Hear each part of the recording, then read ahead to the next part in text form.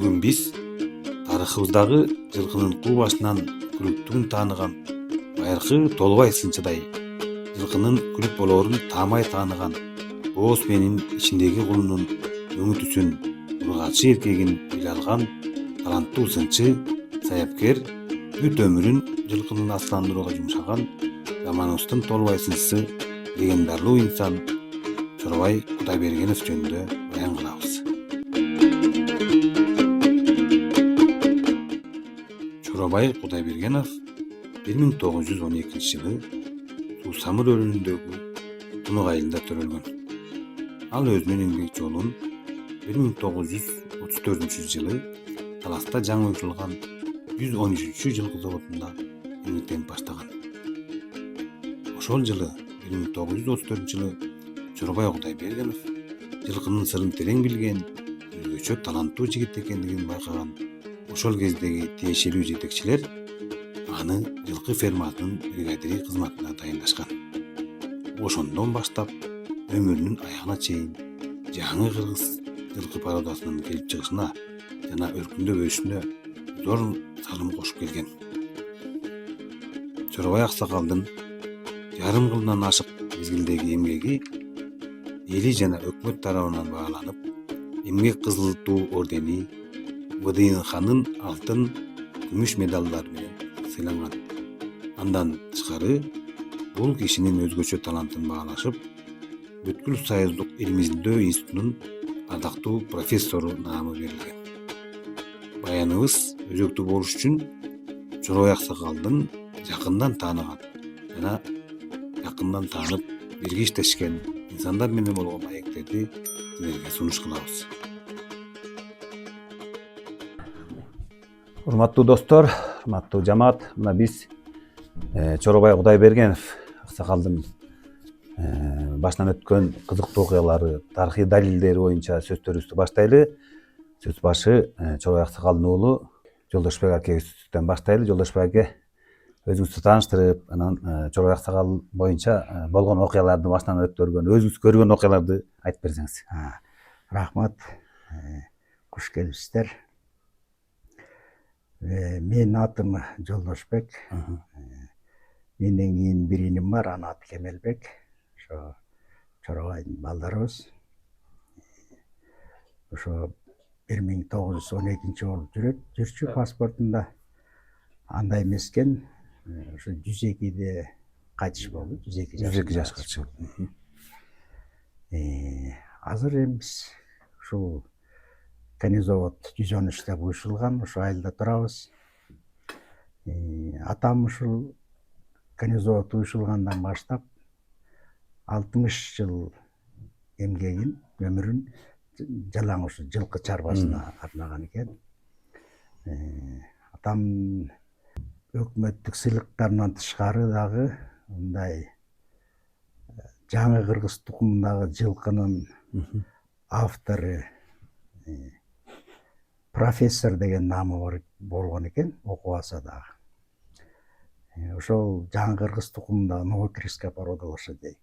Ушу породаны чыгарганда орустун окумуштуулары менен биргеликте ушул порода 1931 жылы башталып, ага дейин согуш болуп кетип, согуштан кийин уланып 1954 жылы порода катары бекитилген экен. Анан атамдын эмгектери көп, эл оозунда да айтылат. Биз бала болуп калдык, көп нерселерин өзүбүздүн аң сезим боюнча кабыл алдык балалык кезим менен. Көбүн эстей албай калдыңыздар окшойт, бала болуп, Анан эми орунду эл оозунда калганы ошол Кожомкул балбанга ат мингизгени, могу биздин айылда жолчу аксакал Раматов кайтыш болуп кетти. Ушул киши минип жүрүп жоголуп кетип, кийин атам таанып көч менен алып бараткан. Ушулар жөнүндө айтып берейин эми. Ошо жол жүрүшү бар карагер ат болгон экен, жолчу аксакал минип жүрүп жоголуп, жай бою издеп табышпай, Анан казактар кайра көчкөндө ушу Каракол жак менен ашчу экен, көк кыя менен.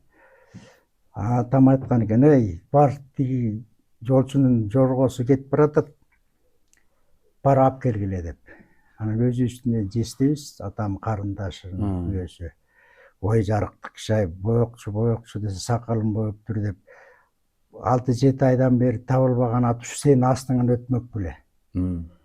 Деген экен. Анан түш анда атты алып кел бери, мен өзүм алып келем деп бачуланганда. Ата кой деп анан чаап барып, үстүндө жүгүн алып быргытса, баягы ат дейт. Анан жетелеп келишиптир. Анан эл баа дуулдайт, ой, кантип таанып койдуң, ушу үстүндө жүгү менен жабырланып баратса. Дейм, карабайсызбы эми касиетин. Ошо 1,5 миң жылкы деп коелук эми. Агесе жылкы көп экен. Азырынча 1,5 миң деп эле коелу, азыркы деменен санай. Ошончо жылкынын арасынан ошо аттын басканын байкап жүргөн экен да. Ушинтип жол жүрүшү бар экен, ушинтип жол жүрүш салганда куйругунун учу мынтип бүктөлүп силкилдеп турчу экен.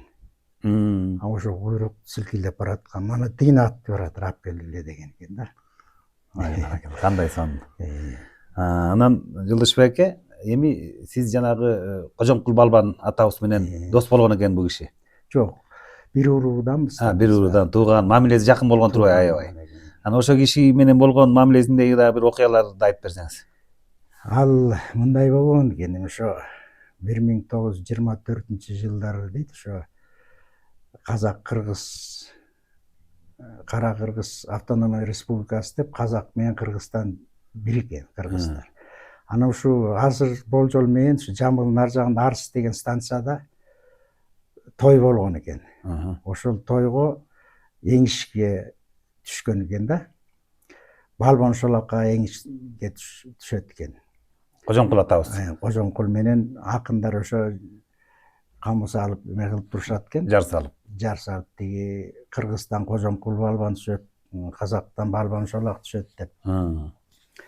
Ошо атым астында атым жайсыраак эле пушайман болуп мындай чыгып дарат ушатайын деп барсам, бир жаргыс атчан келатат деп айтчу экен да. Бул жаңы үйлөнгөн жаш жигитпи, биякта тамаша болуп атса, тескери кетип бараткан деп турсам эле мени көздөй кайрылды дейт. Анан келип аттан түшүп салам айтып эле, ушундай сизди Балбан Шолакка эңишке түшөт деп айтып атышат. Муну атты миниңиз деп колтуктап аткызган экен. Кара жал, кара куйрук, сарторат экен дейт, 4 сан келишкен. Баа атка мингенде эле тоого чыккансып такымым толуп калды дейт. Ошентип баа жигит экөөбүз элге келдик дейт. Балбан Шолакты төө чепкен деп коет дейт, чепкен деп койчу экен дейт, узун мындай жеңи жок, төөнүн жүнүнөн токулган. Ошону желбеге жамылып, эки жагында эки жигит, арт жагында ак боз айгырды жетелеп эки жигит элдин алдына келатат дейт. Балбан Шолакты коштоп. Балбан Шолакты коштоп. Эки эмчек аялдыкындай болуп салпылдайт дейт. Ошону көрүп жүрөгүм опколжу түштү деп айтчу экен. Ошентип элдин алдына чыктык дейт.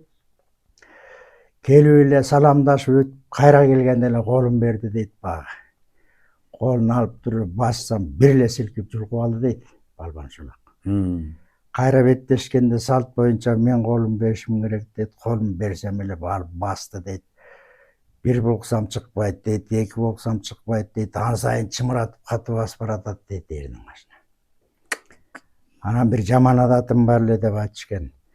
Тискинди кое берип, сол колум менен оң колум булчуңан мыкчып алсам, колум бошоңдой калгандай сезилип, колум тарсам эле колум бошоп кетти дейт. Кайра колун алып 2 жолу эрдин кашына уруп басып туруп эле атты теминсем, чын эле сарторат көнгөн ат экен дейт, эңишке ак боз айгырды чимирилип, эле чалкасынан сүйрөп барып жерге таштап кеттим деп айтчу экен. Буну Кожомкул атабыз Чорой атага айтып берген да бул окуяны. Анан муну айтып бергени, ушул сөздүн чыкканы мындан болгон экен. Ушул биздин совхоз уюшуп аткан жылдары кеминде Алыбек деген байдын жылкысы опус болуп өкмөткө алынып 950 баш жылкы келген экен. Ошонун арасында бир Карагашка кунан келиптир. Анан бир көрүп эле ошону атаган Көраев кожокеме ылайыктуу ат болчу экен, болчу жылкы экен деп энчилеп, анан документин тууралап чыгара албай жүрүп, бышты чык дейт, бышты кезинде быштырып жылкычыларга үйрөттүрүп койдум дейт. Антип документин даярдап кылса 2 асы ичип кетти дейт. Анан ошо көчөгө келип отчет берип атканда келиптир, балбан келиптир, кожокен келиптир деп угулду дейт. Ай, рас болуптур, баягы атты эми буюрса эмгизет экен, документтер бүттү эле деп анан бир кабын алып алып үзөңгү боолонуп барган экен. Жерде жорго деген аты бар экен. Ошо Казы жарды деген чумолонун башында жердеги экен. Ошол жерге барып калыптыр.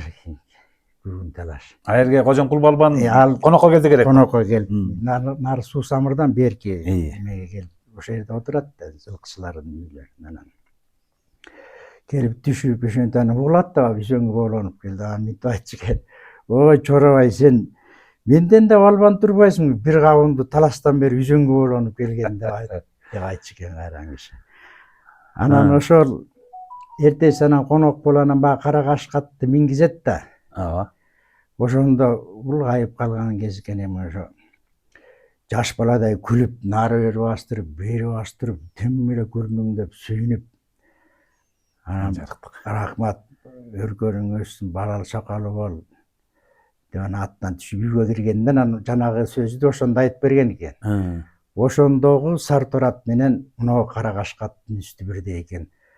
Тоого чыккандай болбодум, такым бул толбоду деп ошоно ыраазы болуп батасын берип кеткен экен.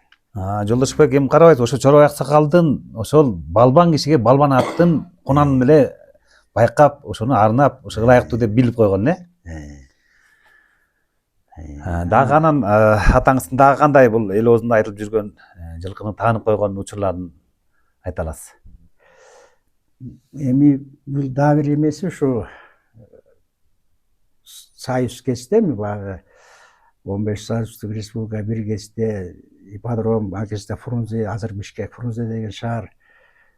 Ошол жерде чабыштар болчу да, бар эле байгелер болуптур. Билесиз да, байгелер болуп. Жай бою күзгө жери чабыштар болчу, 6-базар күн сайын. Анан бир Сартор кунан чыгып келет. Оштуку. Анан ошо как раз ошол ат чабышта барып калышкан экен, директор болуп, атамдар болгон. Ой, бул Оштук эмес, бул биздин 113төн кеткен баланча номер, баланчаныкы Сартор бейнин кулуну бул. Бунун атасы Налет деген айгыр, Налеттен токтоп кеткенби бул деп ушинткен экен. Тигилер чырылдайт дейт. Жок, бул биз өзүбүздү өстүргөн кулун 44-көнзөрттүк Оштуку деп. Ошондон көпчүлүктөр айтып коюңуз эми чөкө, андай болбой калышы да мүмкүн деп анан ал киши ошо туталанып айткан далилденбей калганга туталанып ошентип келген экен. Ошол эле күнү кечинде Оштуктар өздөрү айткан экен. Ой, жанагы чалыңар олуя турбайбы? Точно 113 жылкы заводдон келген Сартор бие тууган ушул кулунду. Таластан 113төн келген бие тууган деп. Эми карабайсызбы, ошо 2 жылдан кийин кунанын кесинде чуркап келгенде ошол биенин кулуну Налет деген айгырдын токтоп кеткенин билип койгон экен да. 44-чү кайын заводдун сайыпкерлери таң берген экен. Таң берген. Заатегини, тренери, чапкан балдар баары кийин далилдешкен экен. Анан кийин угулуптур, акыр ушун биздин айтканыңыз келди, баягы Сартор кунан бизден кеткен кунан турбайбы деп. Ошо кийин укканы да жакшы болуп кичине өзүнө көңүл тынчып калды да. Тынчып калды да.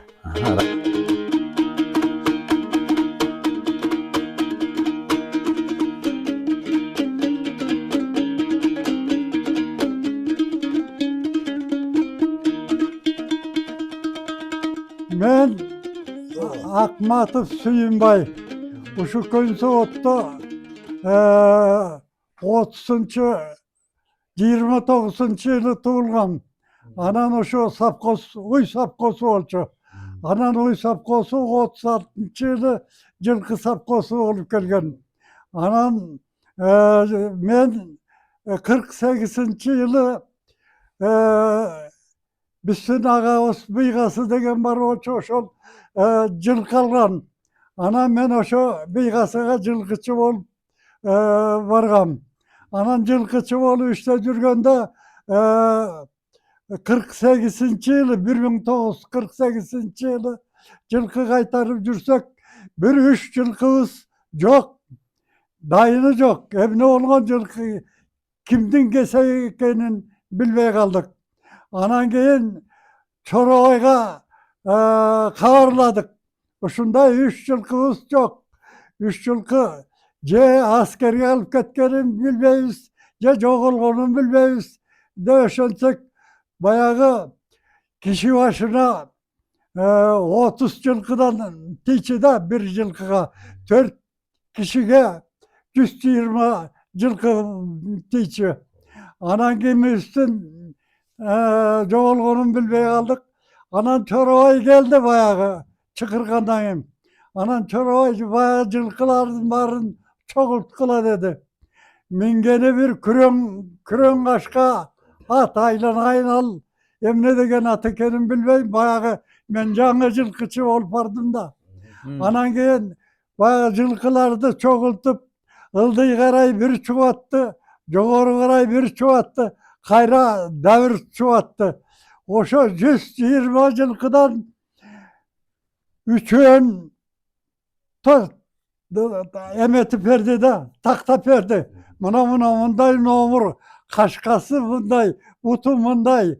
Ösüp ayağa askerge alıp ketet durgan жылқылар oçu baytal eken. Üç ötün bayağı. Anan Çorabay ayttı şu. Bul endi 3 yaş, 4 yaş bolup kalgan eme. Bular toktobayt, bular kemindetigi Lugoyga gitti, Merki'ye gitti. Oşo aygır istep gitti dep şunday dedi. Anan keyin Bıygasını ayttı. Erten gelginde atыңды takalat, jemingdi al. Erterek ketkin taap, oşo yaktan tabasın. Mına askerge de algan emesiz. Bu iş özden joğoldu dövüşüntü. Anam bayağı ertesi günü barıp oruslar köpçülüğü verdi, oruslar olçu. Kamandir hoşluğunu verdi. Anan atın takalatıp durup menen ketti. Üçüncü günü kakras Lugoyga jeteride geldi. Öşörden mınday berden ketkende Kırgızsın kızları kayerde, kim kayerde ekenin bilip ketti de. Anam berden Lugoyga varganda bir Kırgızsın kızların öyüne cekjat istep barsa o şörde bayağı üç öğünün bir öğün karmap toku alıptır da bayağı kazaklar. Ana ne ayın ayın küye ola. Sen jakşı olmadı beni. Uşunu istediyorsam şörden tavulmadığı demişönte. Ana ne ököğü vardıysa o tetne o joto turu. Tigine ököğü demişön. Anam bayağı Kırgızsın kızları jakşı da alısta жүрse ağabey gelip kalıptır dep bayağı aydatıp gelip sarayga kamap. Anan keyin bir iki günü cekjat ilep anan bayağı ekönde karmap üyreti öşürdün bayağı köy oğullarga. Anan şu 4. günü keçinde şu saat keç girip kalgan aprel ayında olçu bayağı 3 öğün aydap kirip geldi. 3 öten uşunday. Aylanay bu Çorabaydın bunu emne degen geçeken bunu emne degen nomuruna çeyin. Butunun kaşkasına çeyin. Mangdayında kaşkasına çeyin. Butunun tuyağına tigi ağına çayın aytıp öşöntüp berdi. Bul bir jomogu. Ekinci bir jomogu. Men bir atımdı uğurdatıp jüberdim üydön.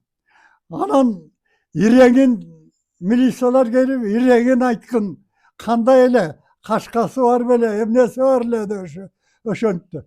Anan bayağı bir жылқыны айталбай koydum. Anan kuday jırgap Çorovay janda barattır. Oy aylanayın çöke. Men bir жылқымды uğurdatıp jüberdim atımdı. Atımdın nomurunu da bilmeymin, kaşkasını da bilmeymin. Dövüşensem katkırıp jarıktık, bayağı jarıktık güldü. Sen bir sapkostan almadın bile. Bana onday kaşkası var. Bunu tuyağının meymilçeginde ağı var o şu yerden. Artkı butunda. Aldınkı butunda bir butu ak da bir butu kara.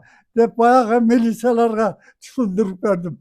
Anam bir tangalatta bayağı milisalar. Bu ne olgan kişi aylanayın oy bu. Bu minip jürgen kişi atın nomurunu bilmese bu kayaktan emetti dep. Anan da bir bul uşu bilen bütöy. Anan üçüncü bir Susamır'da tigi Aygırjalda жылқы бағып жүрөбүz. Тай алганбыз баягы мурунку жылқылар askerge кетти. Askerge alıp кеткенден кийин анын ордуна бизге тай берди. Анан bir жылқы келип кошулду. Anam bir жылқы gelip koşulu öyle nar aydasak da oldu ketpeyt, ber aydasak da ketpeyt. Anan Çorovay oşo Susamır'da olçu. Anam kokusundan barıp kalıp jolup kalıp salam aytıp assalamu aleyküm aksakal. Uşunday bizge bir жылқы geldi ketpeyt tasa dep öşöntük. Anı varıp bir göreyinçe de öşöntük. Gelip 2-3 günden gelip görüp tamam olsun ayın. Bunu hoşko satılgan жылқылар bolçu. Anan oşu Kudağının kudretin karaçı oşu hoştan uşa yaka kaçıp gelgen turbayı. Bunu hiç kimge vermegele. Yürü vergile bul ende uşu hiç vermeyiz ende. Kuvup gelgen kişiler olsa başka жылқы vereviz şön. Anam 5-6 günden keyin hoştun жылқычылары geldi. 40'ta жылқы sapkostan.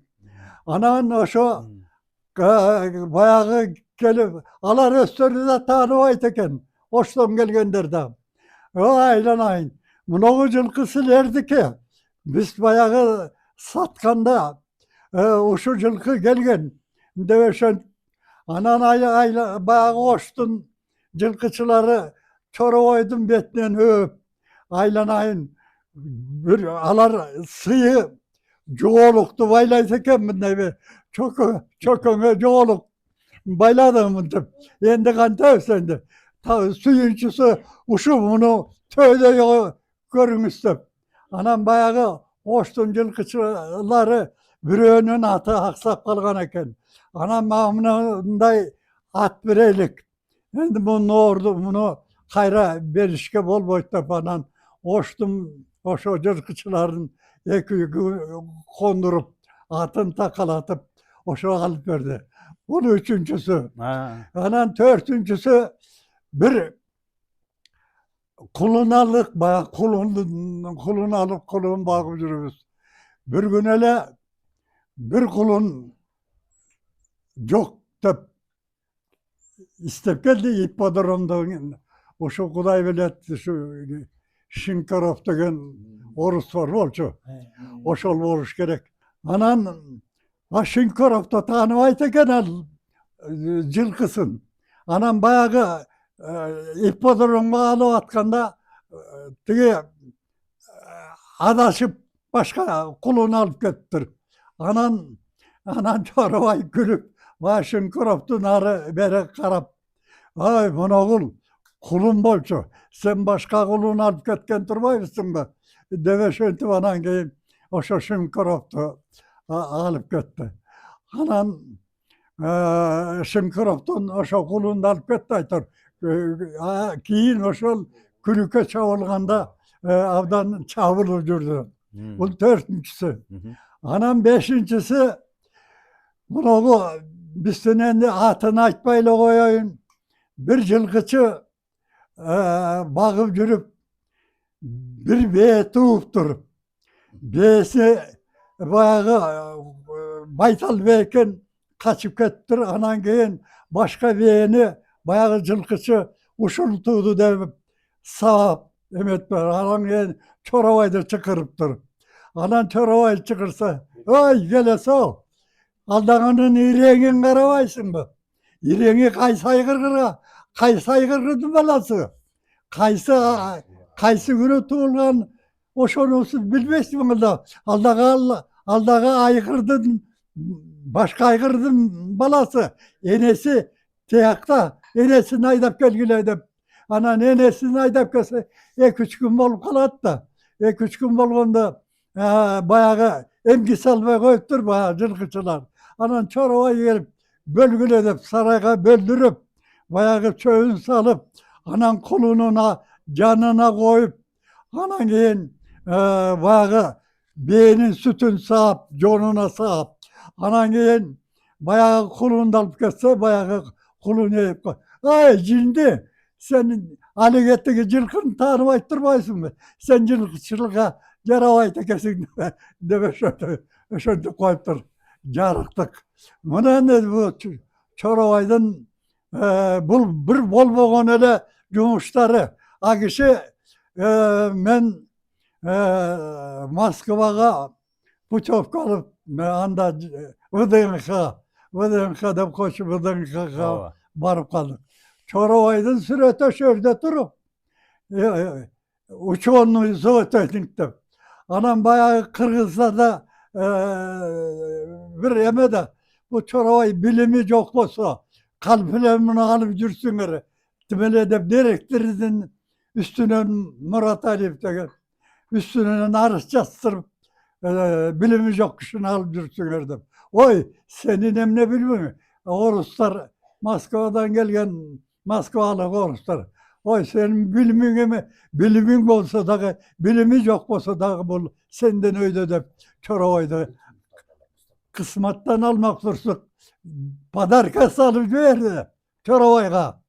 Karabaysın. Anan emgek kısıltı ordeni veken aytır bir orden tapşırdı Çorabay'a. Kaysı orden eken nasıl esen çıkıp gitti. Buna Çorabay, buna uşunday bolçu. Жылқы дегенин анан bir күлүк жылқы Rostov-Don'dan emez, belki Pyatigorsk'dan çağılgan жылқы eken bir Orus gılavını boğaltır, uşunday deyt. Oşonda 10 yıl ötüp kettir oşo çağılgan жылқы. Anan oşonu sorasan, oşo gılavını boğaltırda dokumenti var eken. Birinci olu çağılıp baygel alganı tiginde belirli eken. Anan oşonu kaysı жылқы ekedip bilsin. Orusları menici verdi. Anan oy çoka bir dokument doldurup atırız. Dokumenti bilmeye atırız. Buna oşo Pyatigorsk'dan çağılıptır. Rostov-Don'dan çağılganı gaytın eken al, anı bilet eken. Anı sorayla. Oşonun nomurun bilip geçe, emne degen kişi eken de bileli de öşöntü. Anan oy çoka. Ben gılavны boğaltır olup kalgan. Anan barıp bayağı çokoğundan suradım. Oy çoka. Bayağı Pyatigorsk'dan çıkan жылқының nomurun bilmeye yatırız. Dokument dolduran ekemiz de. Tamam olsaydı. Al urgaçı 2 yaş baytal olçu. Oşol turbay bu. Dep anan dağı жаңылып kalbayın dep ösünün bir bloknotu var eken. Anam bloknotun karap Anan jasıp berdi uşunday жылкы экен деп. Анан багына келип ушундай жылкы экен, иреği ушундай экен деп, баягы главный бухгалтерге алып келип берсем, баягы орустар чогулган. Эмне деген киши бул? Бул эмне деген киши? Бул муну ким кысматтан алат? Муну главный зоотехник кылыш керек деп баягы орустар. Орустардын калыстыгы. Мына ушундай ушу Чорабайдын билгичтиги, көрөгөчтүгү, акылмандуулугу ушундай болчу. Андан башка дагы көптөгөн нерселер бар. Баягы Кенже Каранын баласы эртең менен барып калыптыр. Ошо билгеним эле ошолор коймой калыптыр. Энди мунун кылган жумуштары толуп атыр. 3000'den ашык жылкы болду. Ошо 3000'den ашык жылкыны ушу Чорабай жатка билчү. Мен минген атым бир атын номурун билбейм, эчтекесин билбейм. Ал 3000 жылкыны ушундай жаткайтып жүргөн киши болчу. Кандай керемет кишилер. Мына Чорабайдын, Аксакалдын жумуштары. Анан белки иниси Чобайдын дагы жакшылы айтчы. Бирок ай сен агаңа жете албайсың деп тамаша кылып кол. Тамаша кылчубуз. Чобай менден бир 3-4 жаш улуу болчу айтор. Мына ушундай адамдар чыгат экен деп өшөнтүп келген. Анан Чорабай келгенде топосторду айдатып, эмеден уй айдатып келип, ошо уйлар менен кошо келген. Мен атам Чорабай. Ооба. Чорабай чоң атабыз. Атам экөө бүткөн Кудай берген малдары. Чорабай чоң атаман Жолдошбек, Чорабайдан мен. Кишилер энди өзүңүз тилип атсыз, бул киши айтты. Аудан эмгеги сиңген, көз ачык эле киши болгон. Кол астында иштедик биз. Мен эле ошо армияга чейин, армиядан кийин 20 жыл совхоздун жылкысында иштептир. 20 жылдык стажы болду. А кишилер энди Муратали Бесенжан деген бар болчу, жакшы директор. Ошолор өстүрдү да жылкынын кийин жагын. Жылкычылары болсо ошо Ибраим Нурманбет, Ибраим Жолдошбек, Эралиев Шамбет, Егемердиев Бекшан деген жакшы жылкычылары бар болчу. Ошонун балдарыбыз биз. Мына Эралиев Шамбеттин Доктурбектен улуу барыс кийинки жылкычылары болуп калды да. Доктурбек анын Тотобайкиде эркелейт. Эмне десең, а киши деле көз ачыктыгы бар. Катканды тагып койчу. Айтпасаң тил укчу. Чындыкты айтып жүргүлө. Китебине жазчу, жазбачу айтор. Ширле тагып койчу. Ошол тапкан окуялардан бир-экөөнү айтып бериңиз, кызыктуу. 1986-жылы экен, ошо чоң атам кичи баласы бар. Кемелбектен ошол армиядан келген Сусамырга жылкы айдап калдык. Анан жолдо карат катары бир бие тууду боз аярдын ичинен. Анан киши өзү заправщать этет, жаңы туулган баспаган кулундарды салат машинеге отуруп. Анан ал кулун тыңкенен салган жокпуз. Ошон Сусамырга жеттик. Конучубузга жетип калган корунун суусун өйдө анан кечип кетти үйрү. Банан деген айгыр болчу, бир плотту көп кулун берген. Ошодо бир номер 7-жылкы Торбе бар болчу, жерде кашка эркек кулун туулган.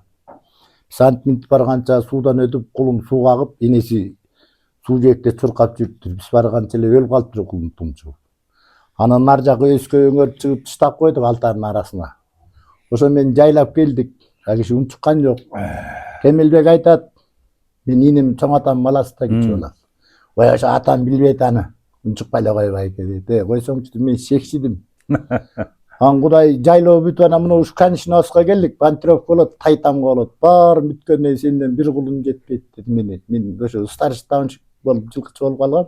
Атамдар пенсия чыгып анан кандай кулун дедим, мынды шырлы айтты. Өңүтсүн эркек жердаш кулун, атасы Банан. Бир номер 7-жылкы Торбенин кулуна кана урган, тап деди. Мен кекине карадым баласын. Ошол жерде көпчүлүктүн көзүнчө башым жерге кирип кетти. Бар келжиреби бар да атаңан бар да бир кулун жете элек келди. Мына ошентип баланын өңүтсүн жасып, ошо бээге жасты, атасын ошо кылды да карточкасын ачып койду. мына ошентип тактаган киши болчу. Мына мамлекет дегенде кандай Мамлекет иштеген? дегенде. Анан биз жылкы кайтарабыз.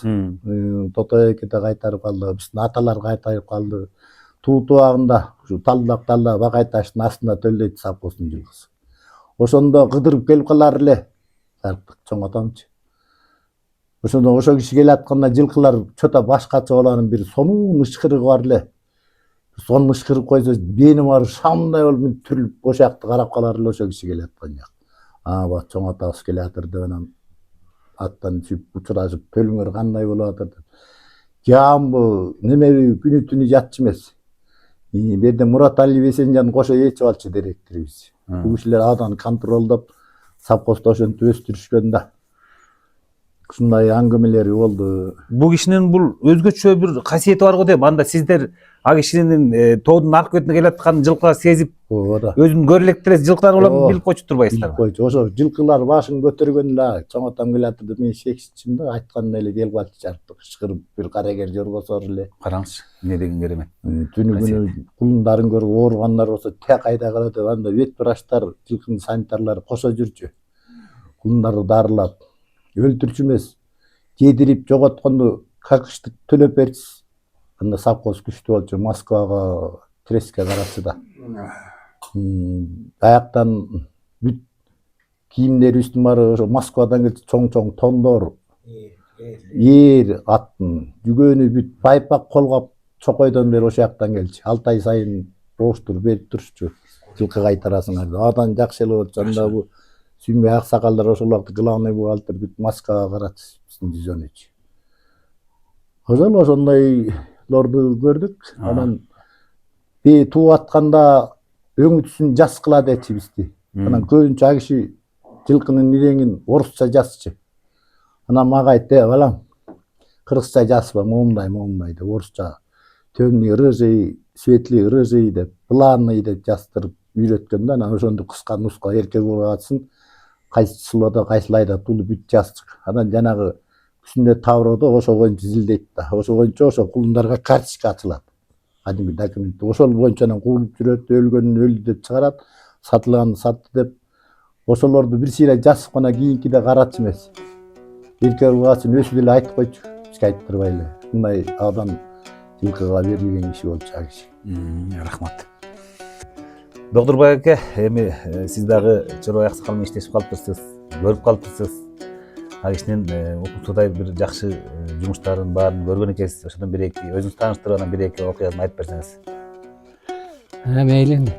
Муру мурун атам жылкычы болуп иштечи. Бул кишилердин чоң аталар менен бирге иштешчи. Анан кийин а киши пенсияга чыгып оркучал болуп анан эметкенден кийин мен келдим. Атама мурун ошо армияга кеткенче жардам берип жүрдүм. Анан кийин армиядан келгенден кийин иштедим да. Анан бул киши энди арадан көрөгөч киши болчу. Баарын неме кылчу, камбар ата колдогон киши болчу. Камбар ата колдогон дегени ошол биз таң калчубуз. Чогулуп турган жылкыларды жасып мындай аралап жүргөндө асау жылкылар бар да. Ошолордун аркасынан эле куйругунун жанынан эле өтүп эле мынтип эле кете берчү. Грамм үркчү да эмес. Анан а кишиден тепчи да эмес. Биз тебиреби деп бияктан жипи чыкчы. Жок, аралап эле басын баарын жасып жүрөчү. Анан өзү жумушуна так киши болчу абдан. Мен таң калтырган нерсе маңдайда эсейдеген жолдош балам бар, экөөбүз күгүмдө өтүп баратабыз, караң кирип калган аябай эле. Анан мында туштан өтүп баратсак, жолдон өтүп баратсак эле Доктурбек деген үн чыгып калды. Карасак мындайраак светтин караңгыраак жерде туруптур. Анан чакыргандан келип анан учурашып сүйлөшүп анан таң калып калдым. Чоң ата каны мени караңгыда кантип таанып койдуң деп ошентсем сени тааныган жокмун, атыңдан тааныдым дейт. Карабайсызбы энди. Ошо кездеги. Анан ошон таң калыштуу окуялар болгон. Анан жанагы айткан, жанагы жылкы жагын, билген жагын анан да баары айтып кетти. А жагын так болчу. Өзүң тааныбаганды а киши айтып койчу. Кулундарын деле баарын. мамлекеттин өнүгүшүнө жан дили менен кызмат ооба кылып аябай берилип жумуш кылчак. Далай сыйлыктары бар. Кошо эле иштешип жүрдүк, эми мен баягы көп жакшы бир талайын унутуп койдум. Дагы бир атамдын ошо жылкыны тааныганы, көрөгөчтүгү жөнүндө дагы бир эмеси бар. Ошо 3000ден ашык жылкы болгон экен агесте. Анан сол жакына туулган жылы номурун сол капталына басып 900гө жетип, адан нары уже белгилүү болсун, башалама болмосун деп оң тарабына басып башташкан экен. Агесте орустар да, затениктер, илимпоздор болгон экен. Ошол жылкыны кийин нар бияка чууп барат, чууп өтүп баратканда дагы баланчанчы жылы туулган, баланча номур, кара кер, маңдайында кашкасы бар, арткы эки буту алаяк деп жаңылбай айтчу экен. 900 жылкынын өңүтүсүн жаңылбай айтчу экен. Бер жакта туруп номурун өңүтүсүн ушинтип айтып берген. Ошондо жанагы жаңы кыргыз тукумун чыгарган орустун окумуштуулары, затениктери абдан таң калышкан экен да, бул киши живой энциклопедия экен. Мындай талант, кайталангыс талант, мындай адамдар чанда эле жаралат деп ушундай баа беришкен экен. Анан ошо жанагы сөз кылып отургандай, атамдын өзүнүн деле билими болбоптур, бирок ошо өзүнүн эмгеги, жанагы көрөгөчтүгү аркылуу профессор, жаңы кыргыз тукумдагы жылкынын автору, профессор, автор новокиревской породы, бессменный бригадир поголовья деп ушундай орусча бир абзац бар да. Анан ошо жанагы окубаган профессор деген намы болгон экен. Ошо эми жана атам бир сөз кылып отургандай, 5 жылкыны деле нар жактан бер жагынан тааныш кыйын дейм. Ошо 900 жана берки бетинен басылып бүтүп, наркы бетине басылган жылкынын номуруна чейин жаңылбай айткан экен да. Анан бул жакта бир Төрөн деген байкебиз болгон, саяпкер болуп ат чаап жүрдү. Азыр ал байке Бишкекте да, болбосо да чакырат элек. Анда ошо атамдын да бир эмесин айтып жүрчү, аябай көп айтты, жолуккан сайын айтчу. Бир 20 баштай жылкы сатыптыр берден. Анан Марифат байке Бейшоолгур директор болуп калган экен.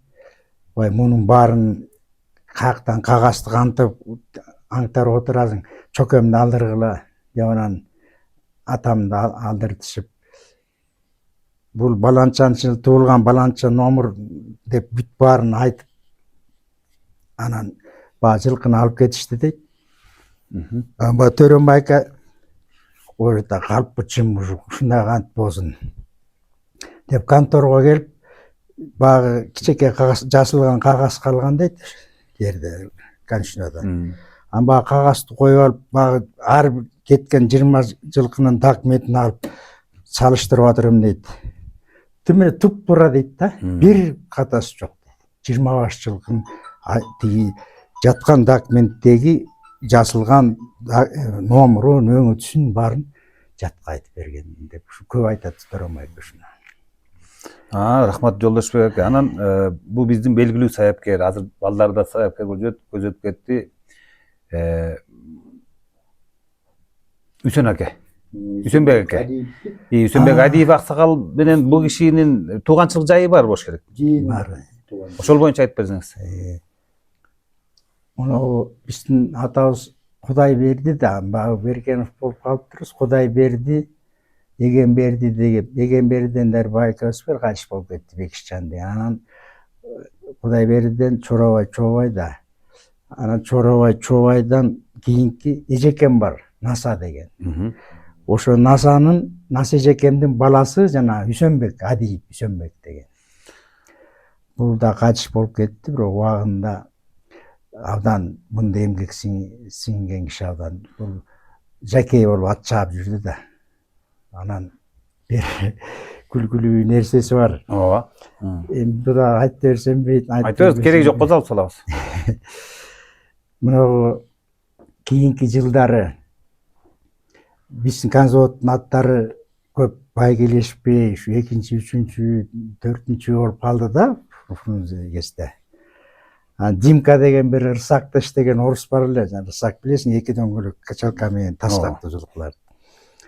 Анан Үсөкем тамашалай берчи. Жана Аман Замирлердин атасы да кичинекейинде чечек болуп ооруп, анан беттери чуңкур болуп айыккан экен беттери. Үсөнбек аке. Үсөнбек жээнибиз. Анан бак 113 чыкпай калды, ошентип Димка деген кураган орус барысы окууга тапшырып өтпөй калып, анан көнгөн эле атка ипподром иштеп калдык. Анан проезд кагылып куруктан келатабыз, ырсактар кошо жүрөт. Ана Үсөнбек дейт. Сен аттарың эмне чыкпай калды билесиңби дейт. Сен конзаводдун аттары сен немеңди розаң таанып бүттү дейт да, сага көнүп калды дейт. Эмне сен башка конзаводдун аттарын чапсаң биринчи келет. Аны сенин өңүңө көнө эле сени корккондон биринчи келет деп ушуну күлдүрөт да орусча. Анан Үсөкең ансаганда абдан эми мындай мастер жокей деп документ жүзүндө кагаз корочка берилген жок, бирок мастер жокейден да өйдө эмгеги сиңген киши Адип Үсөнбек деген. Ошо Үсөнбек акебиз баягы эртайын тартат деп тайкези Чорой Аксакалдын дагы бир жакшы касиеттери ушу Үсөкеме өткөн турбайбы? Эми Үсөкем дагы ошол областыбыздагы абдан эң күчтүү саяпкерлерден болгон экен. Атты абдан кетип баратып, сууту келбей калганын байкап койгон. Эң биринчи ат чапкан ушу мен атамдын Норлик деген аты бар экен. Ошого отургузуп турушубуз. Айылда той болуп ошондо чыгарып келген дейт. Ошондон атка кеткенмин. Үсөкең дагы ошо 2-нчи Чоробай деп эл оосуна сөз илинип калган. Анан өмүрү кыска экен, кайтыш болуп кетти. Жипромдо көп жыл иштеди. Жана Барт деген күлүктөрдү таптап чыгарып жүрдү. Дагы бир эскерип, мурун бир телевизордон көрсөттү эле абдан жылкылардын бардыгын. Энди де бир эскерип туруп ушундай жигиттер өткөн экен, ушундай малчылар өткөн экен деп бир эскерип койсо жаман болбос эле да.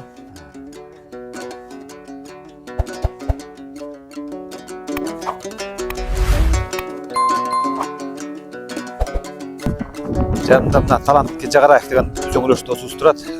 Бул киши дагы ошо Чорой Аксакалдын бир жакшы окуясын айтып берсин. Таке ошо Чорой Аксакалдагы сенин минип жүргөн атыңды бир алыстан таанып койгону бар экен, ошол жөнүндө айтып берсең.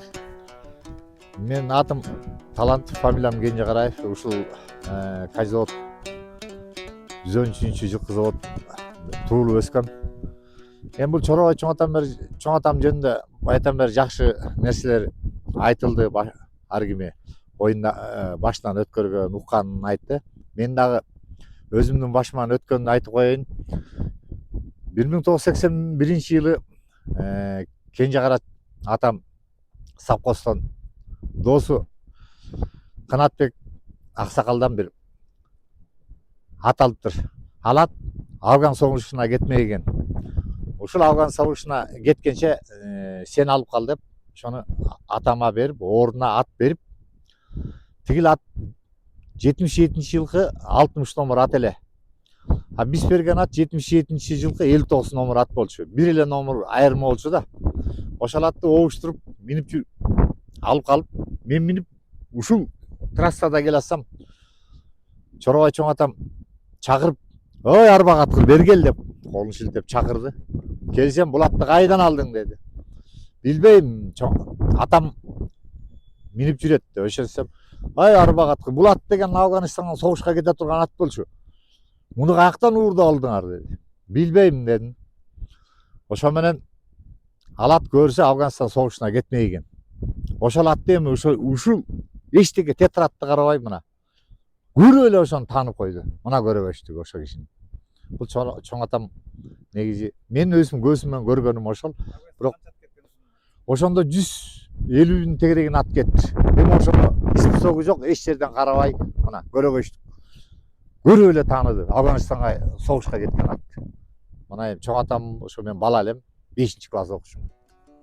Ошол башыман өткөн. Мен башыман аралашканым ошо болду. Анан бала болдум, көп нерсесин биле албайм. Мына достор, биз Чорой аксакал менен бир топ мезгил иштешип, ошо кишини устат катары тутуп, ошо кишинин көп таалимин алып, көп жакшы нерселерин алган инсан менен дагы бир аз баарлашалы. Бердикеев Чолпон акебиз. Чолпон аке, бул Чорой аксакалдын сиздин эжиңизде калган кандай жакшы жумуштарын байкадыңыз, көрдүңүз дегендей?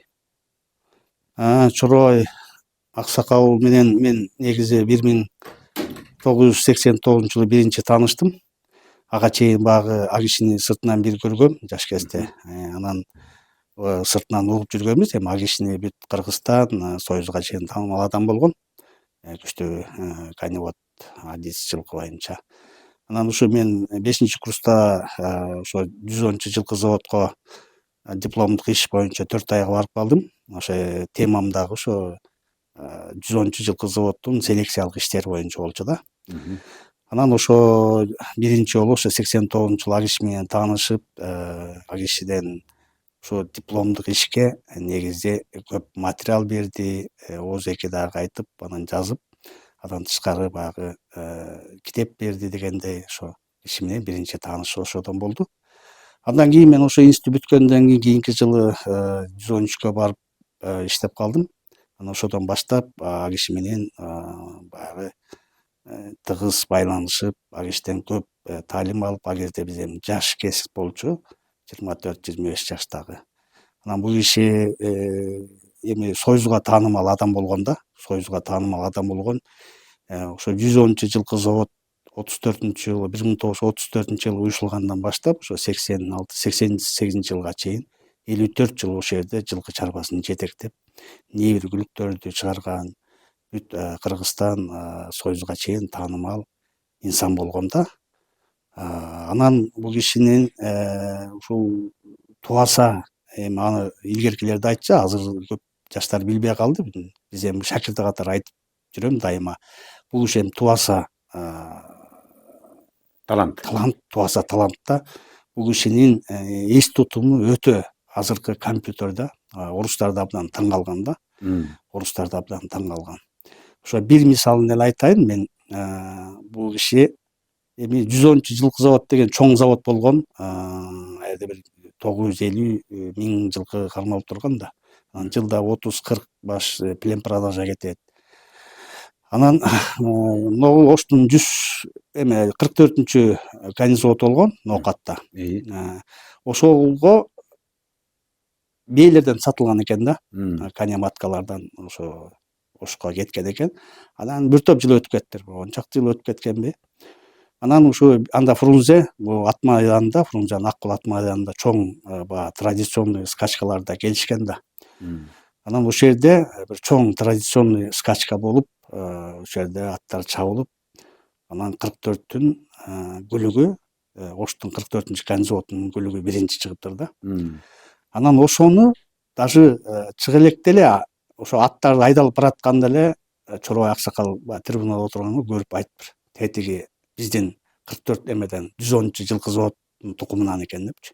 Анан баягы айткан аты биринчи чыгып келет да. Анан чыгып келгенде айтыптыр, бул баланча деген бийинин баласы. Баягы жылы биз ушул бийини сатканда ошол бийинин балдарынан экен. Анан кийин эми ал бийинин көрбөсө эч ким анан таң калыш ишенишпей, анан кээ бирлер эми айтат да, эми Чорбай болсо эле эмне деп. Анан ошо скачка бүткөндөн барышып, такташса туура ошо 110-жылкы заводдон кеткен баягы Чорбай айткан бийинин кулундары экен да.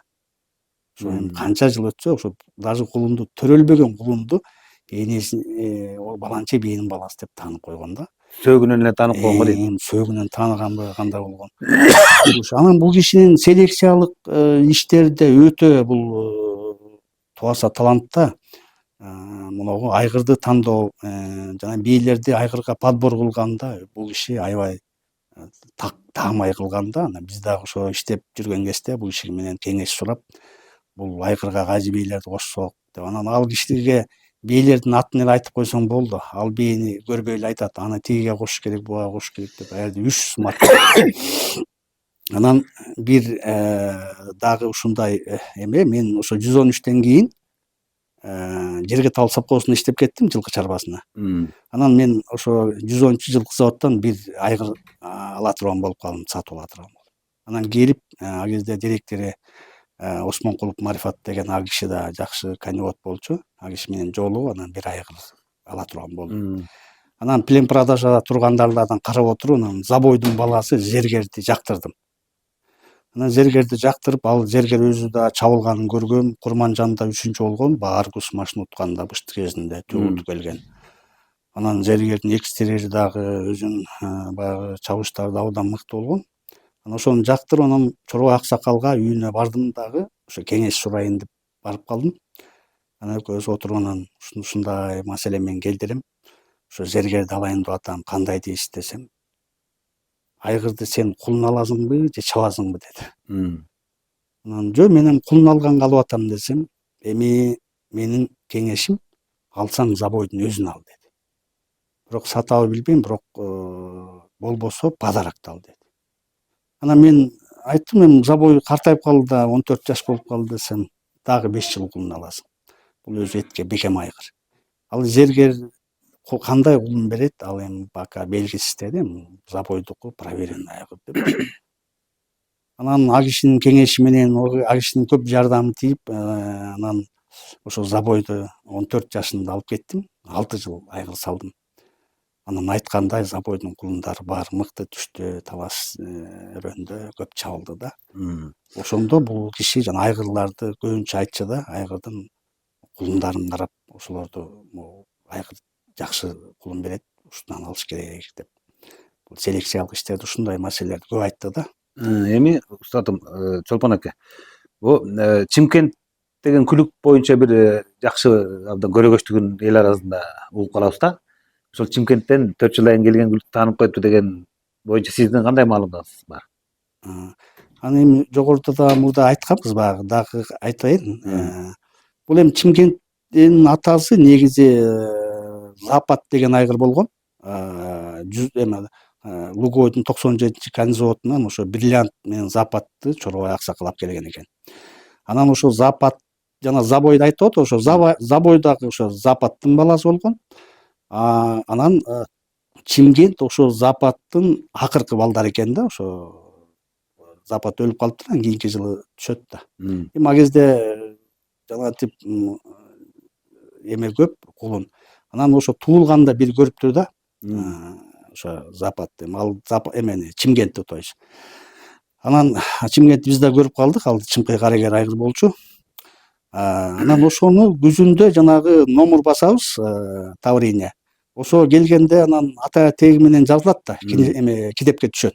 Анан баягы карагер башка кулундап келет. Анан бул эмес. Жок, ушул дейт жылкыча. Анан ошо менен ары бери талаш болуп, ошо менен калат болчу бул маселе. Анан кийин ошо ал кезде 113дүн эмеси, бир отделениясы Чимкентте турчу. Асанкул деген байке ошол жакта тренер болчу.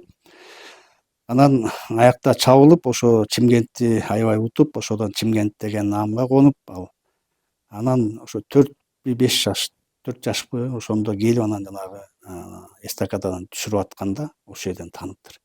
Чорбай аксакал баягы Западтын жоголгон кулун ушул деп. Ой капырай. Эми ал Чорбай десең эле ушу баарын эле эмете берет деп, анан кийин ошондо арткы оң бут же сол бутунун ошо бакайында бир 5-6 бармак басымдан кичинерээк бир ак кылдар болуш керек деп. Ошону көрбөй туруп айтып, анан ошо Чимкентти ошо 4 жылдан кийин таанып коюптур да бул киши. Анан эми Чорбай аксакалдын мындай эмелери көп. Бул киши жанагы 3000 жылкыны көрбөй туруп өңүнөн отчет жүргүзгөн да. Бул кишинин өзүнүн 3-5 эле класстык билими болгон. билими жок да. А бирок ошо согуштун кычап турган убагында да орустар буну броун менен алып калган да. Анткени конезавод иштеп турган, тем более баягы Россиядан тетиги Украинадан дагы эвакуация болуп бияка жылкылар келген. Анан ошого күчтүү адис керек болгон. Ошон үчүн муну согуштан броун менен орустар атайлап алып калган да. Дагы бир окуясы бул ошо биздин жерге талда Абулас аке деген бизде менен мурда жылкы ферма болгон, ал киши да аябай күчтүү жылкыны билген адис эле. Ал киши өтүп кетти раматылап. Ошол киши конезаводдон барып балатон деген айгырды алып келиптир да сатып.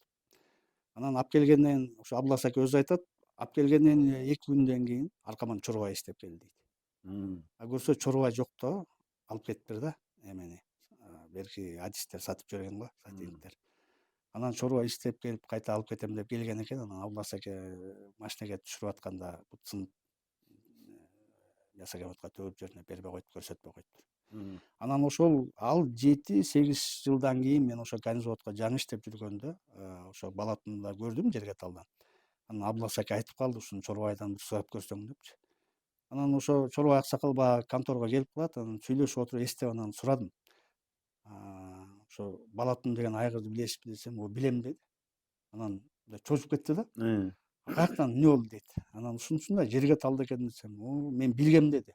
Барсам жанагы жылкы фермасы эме жигит экен, мага көрсөтпөй өлүп калды деп, бутсыны өлүп калды деп койду. Буну мен жокто сатып жибериштир, бул мээси жок бүлүк болчу деди. Болгондо бунун жанагы заводской стандартка келбей калганда, бою чакан болчу, 1,53-1,54 эле да. Жанагы айгырлардын стандартына келбей калып, бирок чорбай аксакал буну мындай эле мындай бейлерге өзүнчө коюп, кирнишке билгизбей бейлерге коюп кулун алмак экен да. Анан ошондо балатон жөнүндө да аябай айтты да, бул негизи Гайтундан да күчтүү болчу. Бул абдан тамай бүлүк, буну жакшы бейлерди койсо, будан тулпарлар түшөт депчи. Анан айткандай эле жерге талда баягы өтө деле мыкты бейлерге кошулган жок, полукров эле ушундай эме бейлерге кошту, бирок ошо балатондун балдары чабылганы бирөө да чуркабай койгон жок да. Жанагы сыргак досто эң биринчи ошо балатондун жана 42 номуру менен чыкты, анан 24 чыкты, анан 22 номур балатондан чабылгандары, хотя бы энелери начар болсо дагы бүт чуркады да. Ошол негизинен бул чорбай жөнүндө айтса көп, бул кишинин ушул баягы ВИНИИК деп коет, жанагы Всесоюзный институт коневодства деп Рязанда турат, бүткүл союздук жылкы боюнча илимий изилдөө институтта. Ошол жерден келип булар текшерип турганда, баягы Новокиргизскийди чыгарып атканда да, бул чорбай аксакал соавтор Новокиргизский породу.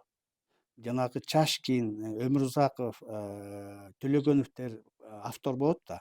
Ошолор менен бул киши чогуу иштешип, бул киши соавтор болгон да. Анан ошондо ВИНИИКтен келген кишилер бул кишини ишенбей, жанагынтип 3000, 2000 жылкыны өңүнөн таанып, өңүнөн чыгарып, бүт родословный ата тегин айтып, анан анын результаттарын айтып, анан бул бийге буну кошкондо момундай түшүш керек деп укмуш селекциялардын жана эмелердин методдорун айтканда таң калышкан да. Анан ушул кыскача мындай айтканда, живой энциклопедия деп баа берген экен да. Анан кийин ошо ученыйлар бул тарыхта калды да, бул киши тарыхта калганы ал кезде Союз деген союз, ошол жылкы боюнча бүткүл союздук илимий изилдөө институту бул чорбай аксакалга профессор деген наамды берген. Кыргызстанда бир да коневод алган эмес. Азыр деле ала элек. Азыр да элек да. Анан бүткүл союздук илимий институт, жылкы боюнча илимий институттан профессор деген наамды алыш, бул ал кезде өтө чоң бийик даражада. Анткени ошого бул киши илимпоз болбосо дагы өзүнүн практикасы менен ошо Москвадагы коневоддорду да таң калтырган да. Анан бул кишинин эң негизгиси ошол биз азыркы жаштар билбейт, биз айтып жүрөбүз, эми биз как шакирти катары мен да дайыма айтам, бул кишинин эмгеги Кыргызстанга өтө чоң да. Анан бул кишинин жанагындай профессор деп алган наамы бул демек Кыргызстан эле эмес, СССРга чейин эң мыкты жылкы боюнча адистегенге жатат да. Чолпон аке, анда бул киши боюнча тарыхтагы экинчи Толубай десек жарашабы? Эми экинчи Толубай деген эми бул мындай айтканда легенда болуп калат, а бул легенда эмес да. Бул Бул киши чындык да, чындык. чындык. Бул чындык. Бул кишини биз жаш кезде аталарыбыз айтып жүргөн, көп аксакалдардан угуп жүргөнбүз. Анан кийин мен ушу 15-16 жашымда биринчи көргөндө кичинекей эле, чокчо сакал эле, кичинекей киши экен. Мына Чорубай деген ушу деп жездем, мен Казироваттын Шайылда деген жездем ошол жакта жашачу, ушу көрсөтүп калды. Анан таң калып калдык баягы. Баатырды уксаң алыстан жанында келсең бир киши дегенде кичинекей эле баягы чокчо сакал эле киши экен. Анан бул эми негизи өзү туаса талант да. Негизи туаса талант болбосо 3000 жылкы, 5000 жылкыны көрбөй туруп өңүнөн айтыш, көрбөй туруп ага описание бериш бул мүмкүн эмес да. Мүмкүн эмес да. Бул эми значит туаса талант. Бул кишинин көп киши ишенбей текшеришкен да. Бул киши мен өзүм дагы алгач ишенбей жүрүп сурайсың, теги 40-чы, 50-чы жылдагы жылкыларды ошо жанагы мисалы жылкыларды Зайсан, Звондорлорду сурасаң, ошолордун өңү түзүн, ата тегин, анан чабылганын, каерде канча минутта келгенин эчен айтат. Концоводдо эмне деген канча миң деген жылкы келди, миң деген жылкы кетти да. Ошонун баарын өзүнүн эс тутуму кыйынынан эме болуп жүрдү да. Биз дагы ушу максатыбыз ушундай да, ушу кыргыз элиндеги ушундай өзгөчөлүк феномен, мыкты инсандарын ушу элге, кийинки муундарга калтыруу максатында ушу берүүлөрүбүздү улантып атабыз. Чолпон аке, бул Чорубай аксакал биздин тарыхый инсан, атактуу балбаныбыз, кыргыз элинин сыймыгы Кожомкул балбан менен аябай дос, жакшы мамиледе болгон экен. Бул жөнүндө маалыматыңыз барбы? Да, укканым бар. Эми бул негизи Чорубай аксакал өзү жери Сусамырдык да. Бул өзү Сусамырдан Күрүчбек уруусунан болот булар. Анан бул баягы 32 баягы кайсы бир бул киши жашыраак кезинде кеткен экен таласкачы булар. Анан Кожомкул менен аябай жакшы мамиледе болгон. Анткени жайкысында булар гарнизон 110 жылкысы болуп Сусамырды жайлаган, андан тышкары тууганчылык жагы да болгон. Анан мындай жолдошчулук, жакшы мамилеси болгон. Анан ушу атайын бир чакырып, Кожомкул балбанды, Кожомкул аксакалды чакырып, анан ат мингизген экен да. Ошол аттын эменин унутуп калдым. Кожомкул аксакалды абдан баалаган дейт да. Ушундай бир атты мингем, анан эми ушуну минип атам деп, ушундай бир демеси бар да. Мен так унутуп калдым. Анан ошо Чорубай аксакал Кожомкулга айткан экен, ошо таластагы балдарга дагы бир белги коюп кетсең болот эле кожоке десе, анан каерге койсок деп, анан ушу жанагы трасса, азыркы трассанын жээгинде Жаргарт дегенге кеткен Жаргарт мобуз бар. Ошол жерде экөө болжолдогон экен да. Ушул жерге коелу деп. Анан кожокеңди узатып баратып, анан ушул жерди көрсөтүп, анан кожокең эми азыр кете берейин. Кудай буйруса, эмдиги жылы атайлап бир келип, анан бир ташты ушул жерге белги кылып, таластык балдарга ушу белги кылып коюп кетем деп кеткен экен. Бирок ошо кийинки жылы кожокең ооруп, анан ошо менен ал эме негизи болбой калган экен да. Экөө мамилеси абдан жакшы болгон.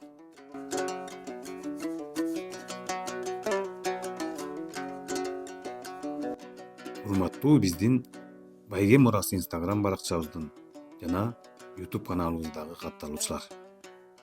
Ошентип биз сиздерге заманыбыздын Толубай сынчыдай болгон таланттуу сынчысы, саяпкери, кылымда бир жаралчу феномен Чорубай Кудайбергенов аксакал тууралуу баян кылдык. Жылкынын сырын терең билген, жылкыга өтө жакын болгон кыргыздай эл дүйнөдө болбосо керек. Биздин муундун милдети ушул уникалдуу касиетибизди келечек муундарга өткөрүп берүү деп ойлойбуз. Биз мындан ары да элибизге керектүү жылкыга тиешелүү берүүлөрдү тартуулай бермекчибиз. Андыктан биз менен бирге болуңуздар. Биздин каналга катталыңыздар. Биздин кызмат сиздер үчүн.